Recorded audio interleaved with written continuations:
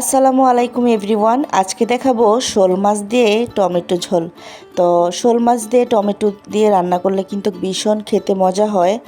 তো নতুনদের জন্য হচ্ছে যারা পারেন না এই রেসিপিটা দেখে শিখে নিতে পারেন। তো এখানে হচ্ছে হলুদ লবণ মরিচ দিয়ে আমি হালকা পরিমাণে ফ্রাই করে নিয়েছি মাছটা, একদম ভাজা ভাজা করে নিই। তো এখন কিছু পরিমাণ দিয়ে দিলাম পেঁয়াজ কুচি, তারপর হচ্ছে এখানে কাঁচামরিচ ফালি করে দিয়ে দিলাম। তো এখন দিয়ে দেবো 1 চা চামচ রসুন বাটা, আধা চামচ আদা বাটা। আদাটা হালকা পরিমাণে দিবেন। তো আমি যেহেতু সব কিছুতে আদা খাই, আমার আদাটা এই মাছের সাথেও খুব ভালোভাবে যায় আর কি।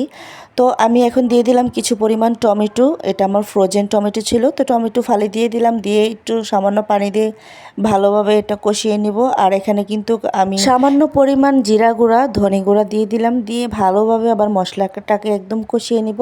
আর এই মশলাটা যত কষানো হবে টমেটো গ্রেভিটা মানে এত বেশি টেস্টি লাগবে, আপনারা খেলেই বুঝতে পারবেন।